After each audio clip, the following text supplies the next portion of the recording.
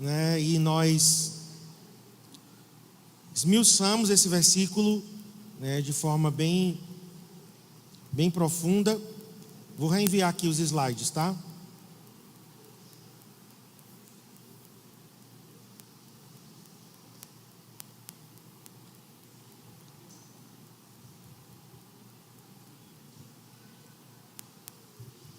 Então, nós vimos no verso 1 o significado da palavra aleluia. Falamos que aleluia é composta de duas palavras, né, o substantivo louvar e o substantivo nome próprio de Deus, Iá, que é a forma contraída de Iavé. Nós também vimos sobre cantar ao Senhor um cântico novo, né? Eu falei sobre cânticos espontâneos, e esses cânticos podem ser em português, quanto pode também ser em outras línguas.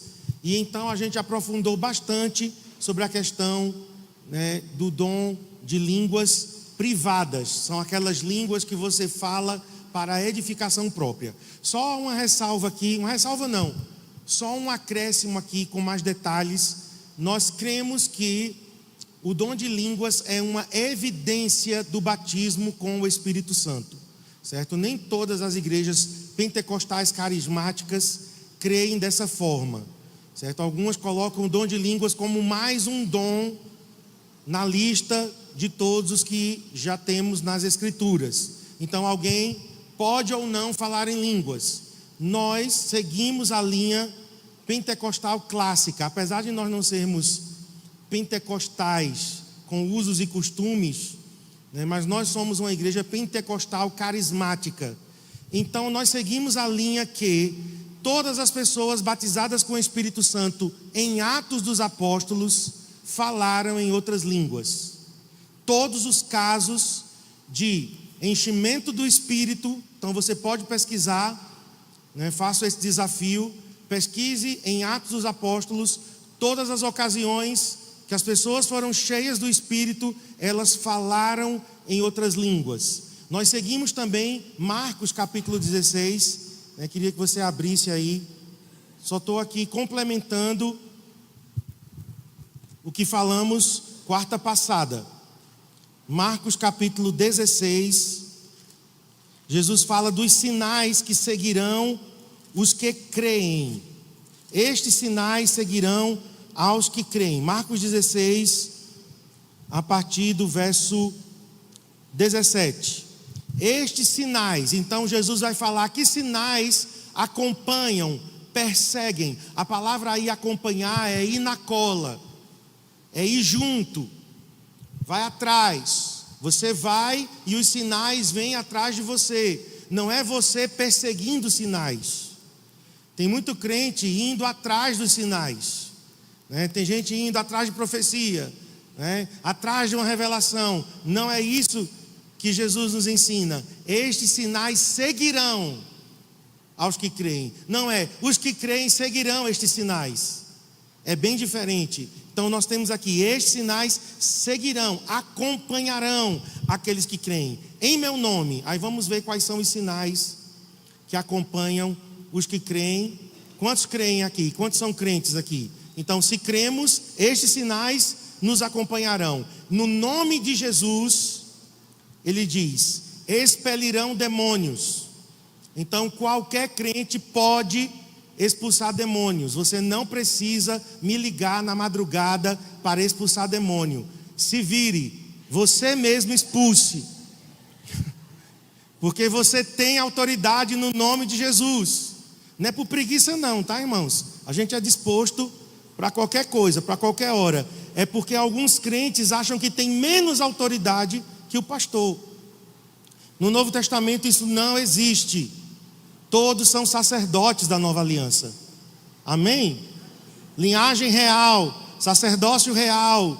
Nós somos o povo de Deus. Então estes sinais acompanharão. Em meu nome expulsarão demônios, falarão novas línguas.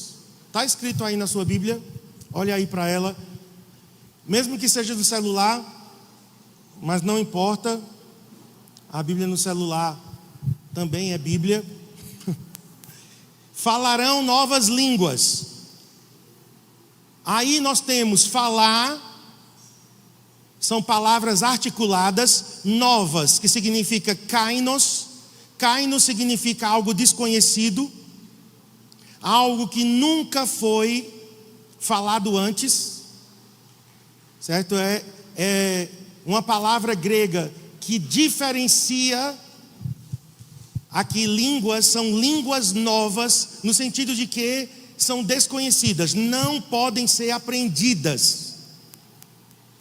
Por quê? Algumas pessoas dizem que falar em línguas é falar inglês, francês, alemão. Mas isso são línguas aprendidas, isso são idiomas. E nós temos, falarão novas línguas. E aí, alguém pode dizer, mas em Atos capítulo 2, as línguas que eles falavam eram entendidas, né? Vamos lá para Atos 2, que há uma diferença. Na verdade, eu estou me antecipando já a um seminário do Espírito Santo, né?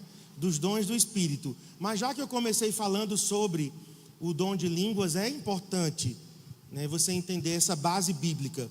Então, no dia de Pentecostes, quando eles foram cheios, verso 4, todos ficaram cheios, Atos 2:4, do Espírito Santo e passaram a falar em outras línguas. Aí não é novas línguas, aí não é a palavra kainos, é uma outra palavra. Passaram a falar em outras línguas, segundo o Espírito lhes concedia que falassem. Vamos mais para frente. Verso 6.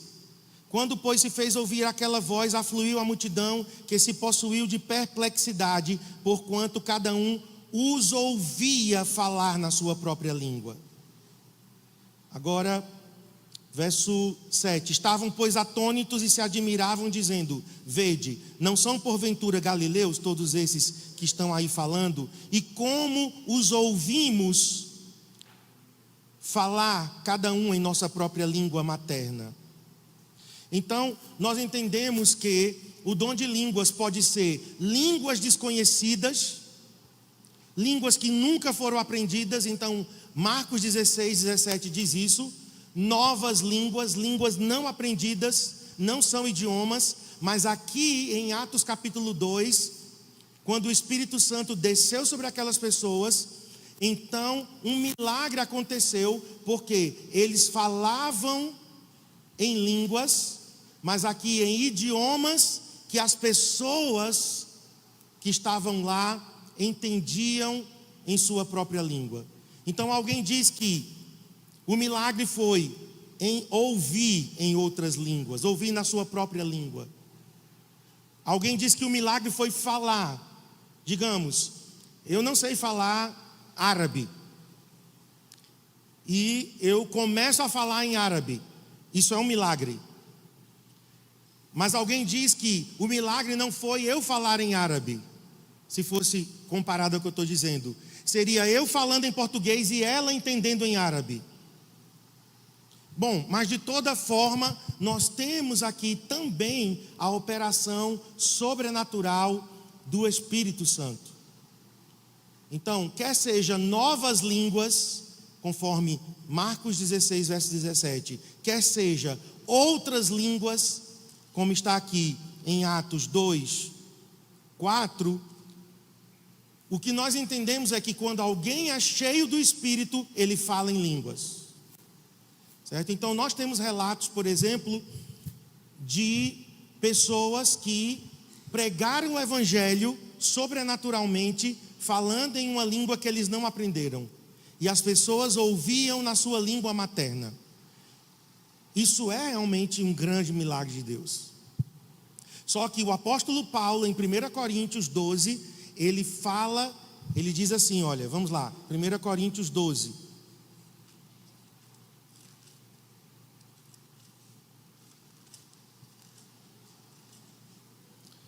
1 Coríntios capítulo 12, verso 10.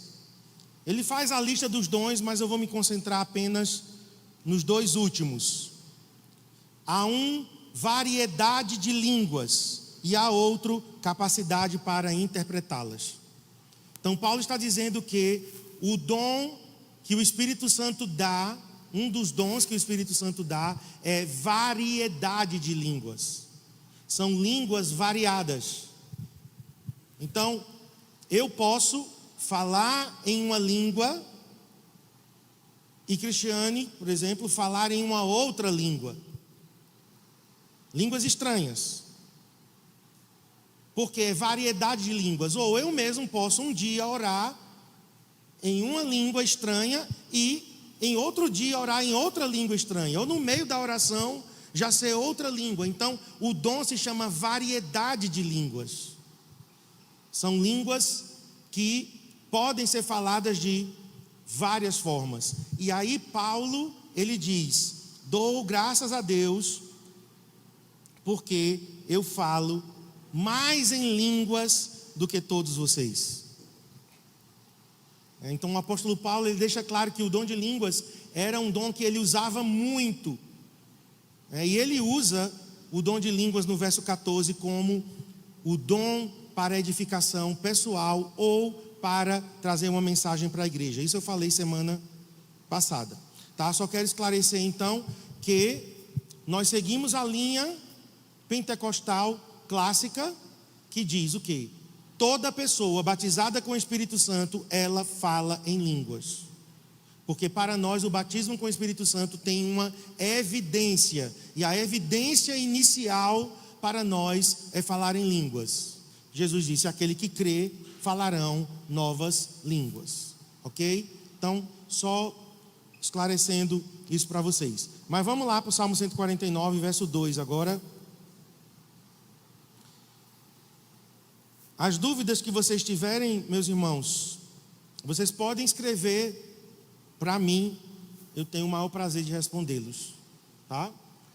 Vocês podem mandar mensagem, vocês podem escrever mesmo no papel, me entrega. E assim que eu puder, até estou devendo as respostas ainda no Instagram. Nunca mais eu voltei lá. Eu não tenho veia para ser blogueiro mesmo.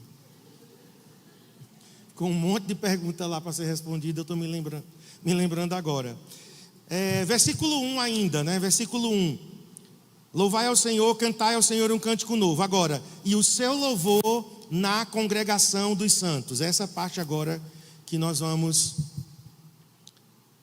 falar sobre ela. E o seu louvor na congregação dos santos. Então nós temos aqui a importância do louvor congregacional.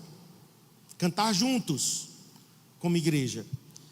Nós devemos desenvolver o hábito de momentos de adoração individual. Então no seu TSD, o que é TSD? Tempo sozinho com Deus, tempo a sós com Deus. No seu TSD, você deve desenvolver o hábito de adorar individualmente. É muito bom. E aquilo que a gente faz no secreto, quando a gente está juntos coletivamente, haverá um transbordar. Mas aqui a ênfase é no louvor congregacional. A importância de a gente congregar, irmãos. É muito importante você congregar. Tem pessoas que não estão valorizando mais isso. O culto online, mas não é a mesma coisa. O culto online é um complemento, sei lá, complemento não. É uma opção para quem realmente não pode congregar fisicamente, presencialmente. A importância de nós congregarmos é tão grande que aqui diz a congregação dos santos.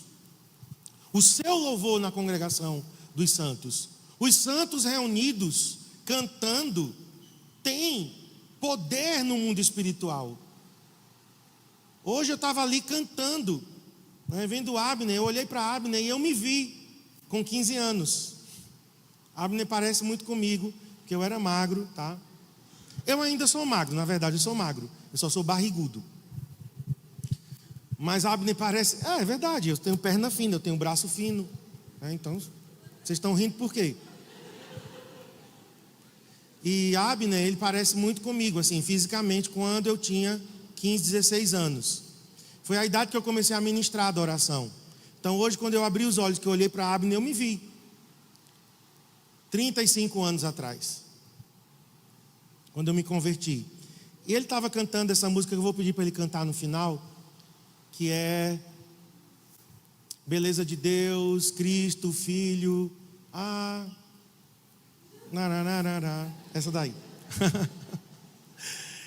E quando a gente estava cantando aqui, eu senti o poder do canto congregacional. Eu senti que eu com os meus irmãos, com vocês, nós estávamos cantando e uma atmosfera estava sendo gerada, condensando. Porque a adoração é como água. O processo o ciclo da água é como a adoração. A adoração tem um ciclo. O ciclo da água ela evapora, ela condensa e depois ela precipita. Assim, de forma bem simples, tá? Ela evapora, condensa, se forma nuvens, condensa, e quando as nuvens estão pesadas, elas precipitam a água de volta e aí vai tudo de novo. Adoração é assim. Quando nós estamos adorando, né? Quando nós estamos adorando, incenso está subindo, ou vapor d'água seria comparado, está subindo. Vai chegar diante de Deus esse vapor de incenso e vai condensar. Então, quando a gente se une como adoradores, a adoração sobe diante de Deus, isso é agradável a Ele, e Ele vai recolhendo essa adoração, Ele vai recolhendo, e então Ele precipita de volta, não em forma de adoração, mas na forma da sua presença manifesta. Então Deus está em todos os lugares, sim ou não? Sim, porque Ele é onipresente. Um dos atributos dele é a onipresença. Mas Deus não se manifesta em todos os lugares. Essa é a diferença. Deus, agora mesmo, Ele está em uma boca de fumo aqui na cidade. Garanhuns tem várias bocas de fumo. Ele está. Tem gente que está com medo de responder. Sim, não tenha medo não é pegadinha não. Ele está, porque Ele é onipresente. Agora, Ele se manifesta lá? Depende.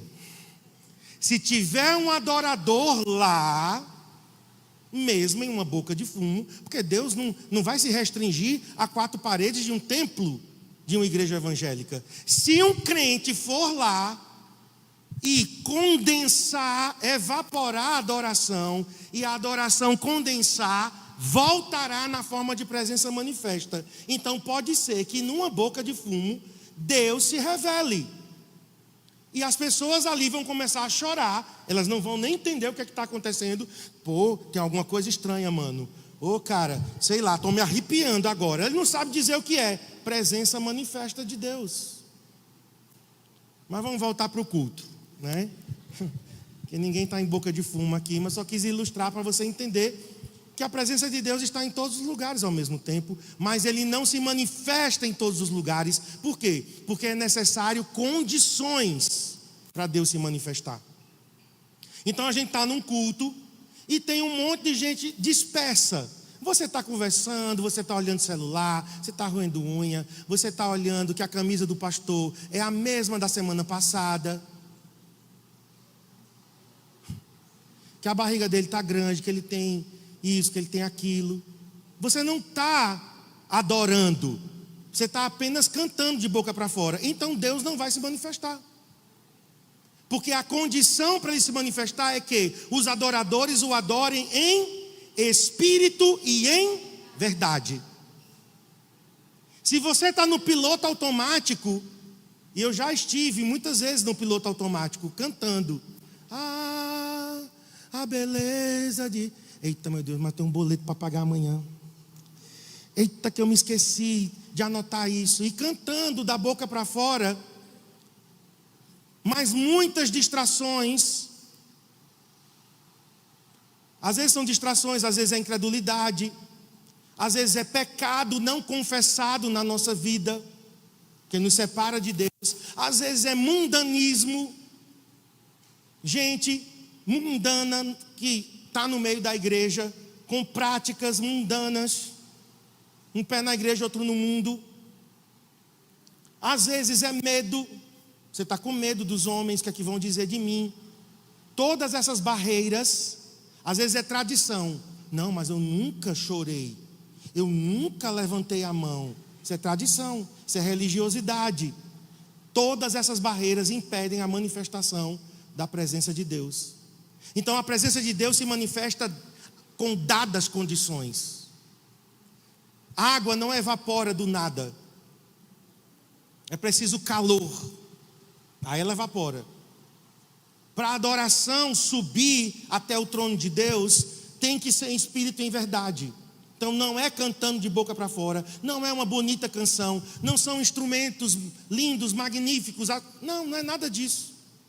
Se tem fumaça, se não tem, esses dias não tem. E aí? Deu problema ali. E agora? A adoração sobe ou não sobe? Sem fumaça? É, aquela fumaça ali que estou dizendo, gelo seco. A adoração é de corações rendidos, é de corações dedicados a Ele. Então a gente não pode estar aqui de corpo presente. Aí sim, quando os adoradores se unem, eu, você, tal, todo mundo vai adorando, e vai, de repente, Deus se faz presente. Assim, opa, Deus está nesse lugar. Eu já senti isso. Sabe quando vem aquele temor, você diz, a presença de Deus está aqui. E agora? A gente continua cantando ou não canta? A gente para, a gente ora, a gente ajoelha, a gente chora, a gente berra, a gente levanta a mão. Faz o que agora? Porque quando a presença de Deus vem, irmãos, é diferente. Então, já estive em muitos cultos onde a onipresença estava, mas a presença manifesta não. A presença manifesta vem com condições. Então, o louvor congregacional, a importância de estarmos juntos, congregando e adorando como santos de Deus. Abra comigo no Salmo 22. Salmo 22 é um salmo messiânico. Salmos messiânicos são salmos proféticos que falam do Messias, falam de Cristo, falam de eventos e até frases dos salmos. Por exemplo, Salmo 22 começa com, vamos lá?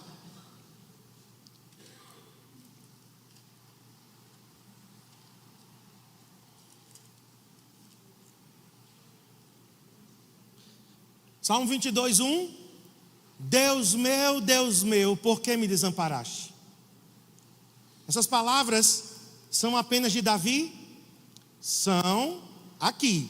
Mas Davi profeticamente estava inspirado pelo Espírito Santo, falando as palavras que Jesus falaria na cruz, nos seus últimos momentos. Então por isso que é um salmo messiânico, profético. Mas vamos lá, o verso 22.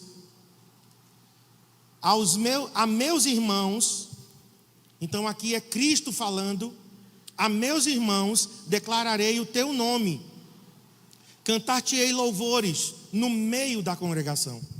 Esse salmo, irmãos, é repetido em Hebreus 2:12. Vamos lá para Hebreus 2:12.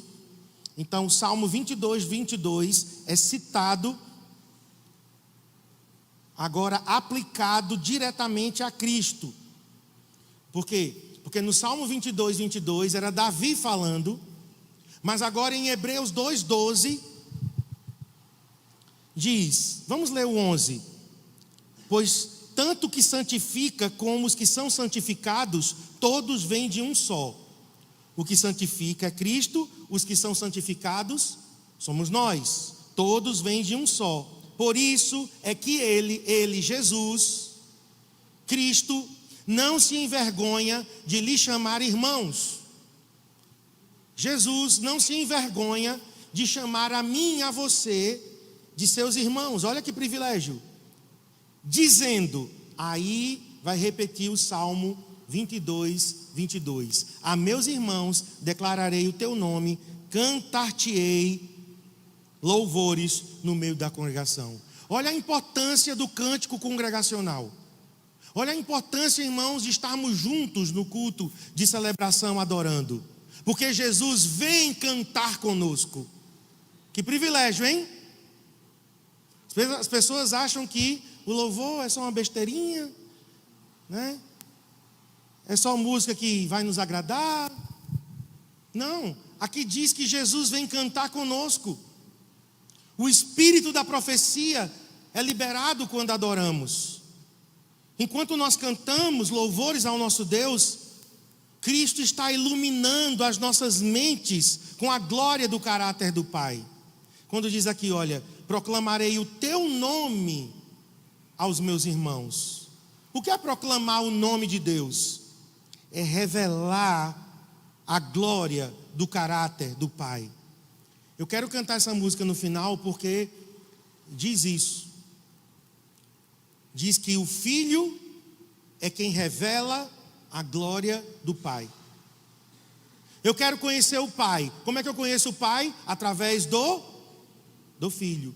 Filipe disse a Jesus, mostra-nos o Pai. Em João, capítulo 10. E Jesus, Filipe, estou aqui.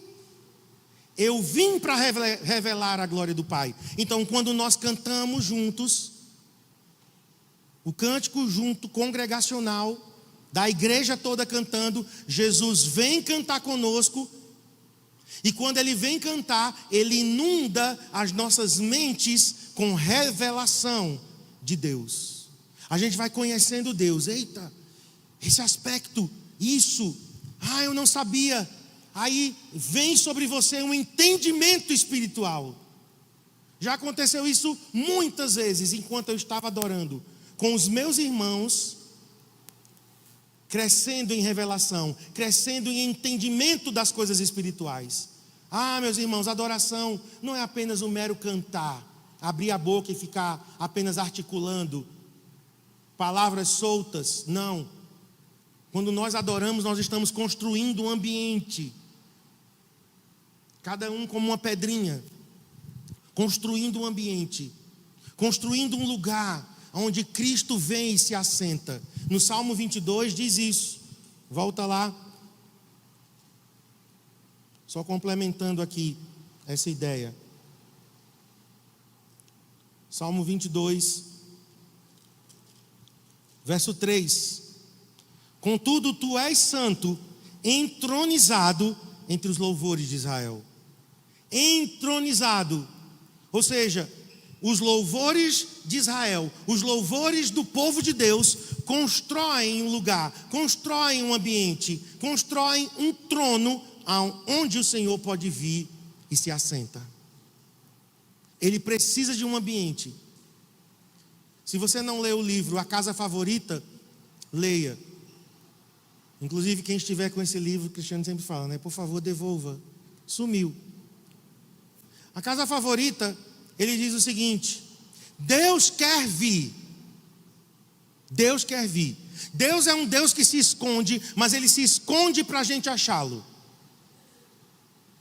O objetivo de Deus se esconder é como o pai com o filhinho, a mãe com a filhinha, brincando de esconde-esconde. Para que um pai brinca com o filho de esconde-esconde? Para quê? Para ser achado. Qual é a graça? É o pai ficar escondido o tempo todo e o filho não achar e começar a chorar, a berrar? Não. O objetivo do esconde-esconde é o pai se esconde, ou a mãe, deixa os pés aparecendo para o menino, a menina, papai está ali. E quando abre a cortina, E Tommy Tenney diz que Deus é um Deus que se esconde, dificulta um pouquinho as coisas, não porque Ele quer dificultar, mas porque Ele quer que a gente o busque e o encontre. Aí ele disse que conheceu, eu não sei se era ele, Cristiano vai me lembrar, que tinha uma pessoa que gostava muito de visitá-los, mas ele era muito pesado. Ele tinha um amigo, esse amigo ele era muito pesado. E ele queria muito visitar o seu amigo. Mas ele não ia. Por quê? Porque às vezes que ele foi e que ele sentou em uma cadeira, ele quebrou a cadeira. De tão pesado que ele era, ele quebrou a cadeira. E ele então ficou assim: poxa, eu não vou mais para a casa do meu amigo para quebrar as cadeiras dele. Mas ele queria ir, mas não tinha o quê?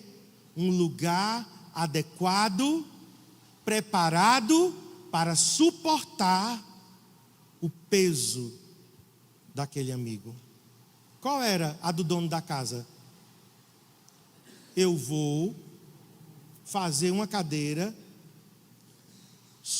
que suporte, robusta, que suporte o peso desse meu amigo. E ele, todas as vezes que vier, ele vai poder vir tranquilo, sem preocupação, ele vai se sentar à vontade e ele não vai se preocupar que a cadeira vai se quebrar. Ele diz que Deus, irmãos, Deus é pesado. O nome glória, kabod, em hebraico significa peso. Como Deus vai vir se não há estrutura preparada para Ele? Se não há corações sedentos.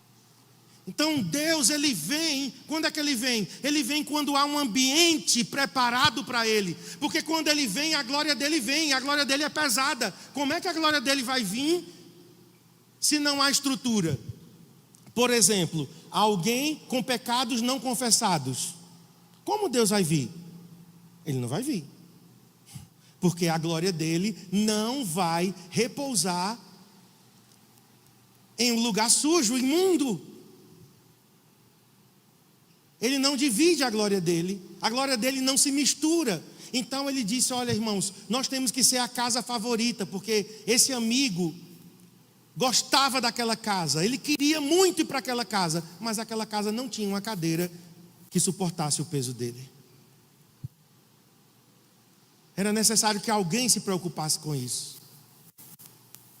Há alguém aqui que se preocupe com a glória de Deus? Senhor, nós queremos que o Senhor venha a todos os cultos. Nós queremos a Tua presença manifesta. Deus, nós não queremos apenas encontros sociais. Nós queremos encontros com a Tua glória. A gente quer sair daqui, Senhor, diferente de como nós entramos. E cada culto é diferente. Porque o nosso Deus não repete um cardápio. Ele não repete um pôr do sol, um nascer do sol, porque Ele repetiria um encontro conosco. Sua palavra se renova. Amém? Vamos terminar com o verso 2. Alegre-se Israel naquele que o fez. Olha a construção desse versículo. Alegre-se Israel naquele que o fez. Naquele que o fez significa Criador.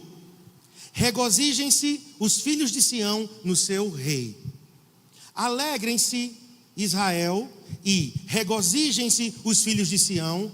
É igual. O nome disso é paralelismo hebraico. Paralelismo hebraico. A poesia hebraica não é como a nossa poesia.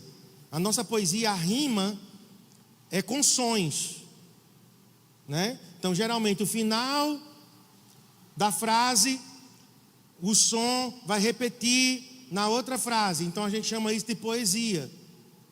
A poesia hebraica, a repetição é de ideias às vezes. Tem outros tipos de paralelismo, mas aqui nós temos uma repetição de ideias, mas com acréscimo. Então nós temos: alegre-se Israel, regozije-se os filhos de Sião. Só que em um caso ele é criador, no outro caso, na outra frase, ele é rei. Alegre-se Israel naquele que o fez, criador. Regozijem-se os filhos de Sião no seu rei. Aqui nós temos Deus como nosso soberano. Duas revelações nós temos aqui de Deus. Preste atenção. Quando nós estamos adorando, primeiro Ele se revela como nosso Criador. Ele é nosso dono. Você precisa ter consciência de que você não pertence mais a você mesmo. Você pertence a Deus. Nós somos sua possessão. Nós fomos criados por Ele. Veja Salmo 95, verso 6. Salmo 95, verso 6. Vinde, adoremos e prostremo-nos, ajoelhemos diante do Senhor, que nos criou. Ajoelhemos diante do Senhor que nos criou. Nós somos possessão de Deus. Nós devemos adorá-lo, por quê? Porque Ele é o nosso dono. Ah, se todos os crentes tivessem esse entendimento. Eu não sou dono da minha vida. Quem é meu dono é Deus. Eu o adoro porque Ele é meu dono. Eu o adoro porque Ele me criou. Você sabe que nós somos de Deus duplamente quando a gente nasce de novo, por criação e por redenção. Aqui ele está dizendo, alegre-se naquele que o fez. Agora, em segundo lugar, nós temos Ele como nosso rei, como soberano sobre as nossas vidas. E o Salmo 47, eu não vou ler, a gente vai encerrar, mas o Salmo 47 fala muito bem de Deus como rei. Vou ler só o verso 2. O Altíssimo, pois o Senhor Altíssimo é tremendo, é o grande rei de toda a terra. Verso 4. Escolheu-nos a nossa herança, a glória de Jacó, a quem Ele ama. Meus irmãos, Deus é o nosso Criador. Somos possessão dEle por criação. Mas Deus é o nosso Rei. Ele é o nosso Senhor. Eu não sei de onde tiraram esse evangelho que diz que Jesus é meu Salvador, mas Ele ainda não é meu Senhor. Eu não sei de onde tiraram essa aberração. Inventaram um novo evangelho. E que seja maldito e anátema esse evangelho. Que Jesus salva, mas Ele não governa. Ele é Salvador. Mas tem um quartinho escuro, trancado, cheio de lixo, que Jesus não tem acesso na minha vida. Porque Ele é apenas meu Salvador, Ele não é Senhor. Esse evangelho é mentiroso. Se Jesus não for o teu Senhor, Ele não será teu Salvador. E se Ele for teu Salvador, Ele terá que ser seu Senhor. Porque as duas coisas estão juntas. Amém, meus irmãos? Jesus é Salvador e Senhor, Ele é Senhor e Salvador. Não tem como Ele te salvar e Ele não ser governante da sua vida. Então, fique em pé para a gente orar.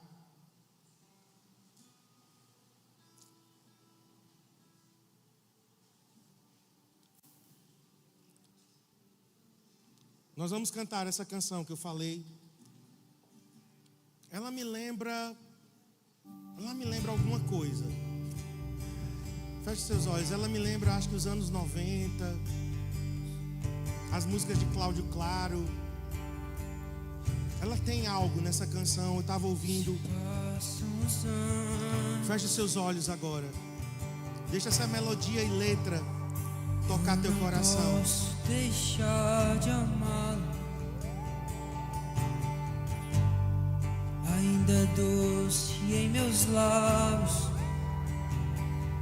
e seu nome, sua eterna beleza, sua eterna beleza fascina, fascina os meus dias. Ainda é doce em meus lábios e seu nome. E ó Espírito, Vamos pedir a Ele, Espírito, abre os nossos olhos. e ó Espírito, Traz revelação. abre os meus olhos. Enquanto cantamos, outra vez. vem Jesus, vem cantar conosco, Senhor, no meio da congregação. Abre os nossos olhos. E eu quero ver a beleza de Deus no Filho. Essa é a revelação do Pai. Quem vê o Filho, vê o Pai. e Cristo beleza lá. de Deus, Cristo e fonte de prazer, Cristo, quero conhecer e Cristo,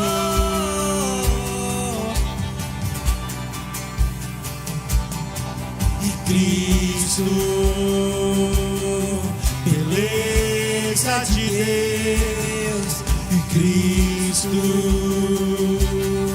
e fonte de prazer, e Cristo, quero conhecer Cristo.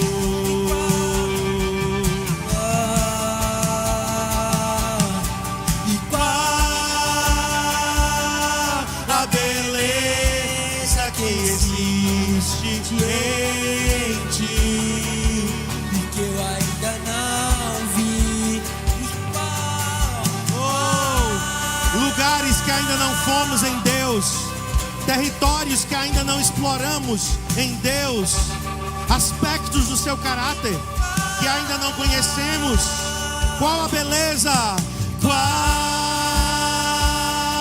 a beleza que existe em ti, que eu ainda não vi? e qual Uma fonte. beleza. Uma fonte insondável, uma fonte inesgotável. Quanto mais eu bebo, eu posso beber. Quanto mais eu extraio, eu posso extrair mais. Cristo, Beleza de Deus, beleza de Deus, Cristo, Cristo, e fonte de prazer, Cristo, quero conhecer Cristo. Levante suas mãos. Que a revelação de Deus Pai, a revelação de Deus como Criador e como Rei, venha sobre nós. Jesus, abra os nossos olhos, abra o nosso entendimento. Venha cantar conosco, Senhor, e derrame sobre nós entendimento espiritual. Faz-nos crescer no conhecimento de Deus. Faz-nos crescer em amor. Faz-nos crescer em revelação. Faz-nos crescer, Senhor, em intimidade. Nós queremos saber quem és. Ó Espírito, vamos cantar essa parte. Ó Espírito, abre os meus olhos outra vez. Abre os meus olhos outra vez. Abre os meus olhos outra vez. Outra vez como na primeira vez. Eu quero ver a beleza de Deus no Filho. Ó Espírito, abre os meus olhos outra vez. E ó Espírito, abre os meus olhos outra vez. Aquilo que conhecemos não é suficiente. Não foi o bastante. Eu sei que tem mais. Faz-nos avançar como igreja. Vamos terminar, queridos, esse tempo orando, enquanto os instrumentos tocam. Ore para crescer em revelação. Ore para crescer em entendimento de Deus. Para Deus te tirar do nível que você está. Peça a Ele, abre os meus olhos outra vez. Ou seja, talvez você um dia já enxergou. Talvez um dia você já avançou. Mas eu quero te dizer, o nosso Deus é uma fonte inesgotável. Quanto mais conhecemos, podemos conhecê-lo.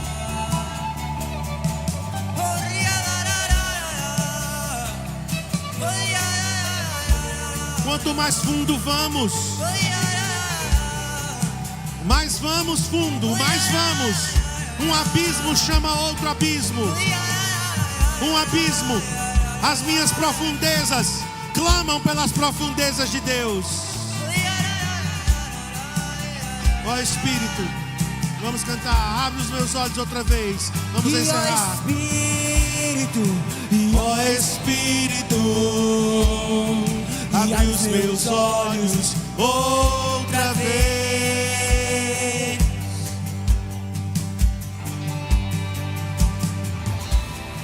eu Quero ver a beleza de Deus no Filho.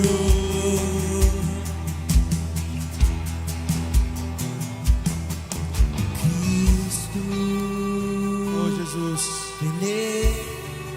revela-nos o Pai. Cristo, Revela-nos o Pai, Jesus. fonte de prazer. O apóstolo Paulo disse que veríamos a face de Deus resplandecendo no Filho. Porque Deus que disse: das trevas resplandecerá a luz. Ele mesmo, Deus Pai, resplandeceu em nosso coração para a iluminação do conhecimento da glória de Deus Pai na face de Cristo. Cristo é a maior revelação que poderíamos ter de Deus. Se conhecermos a Ele, conheceremos o Pai. Amém.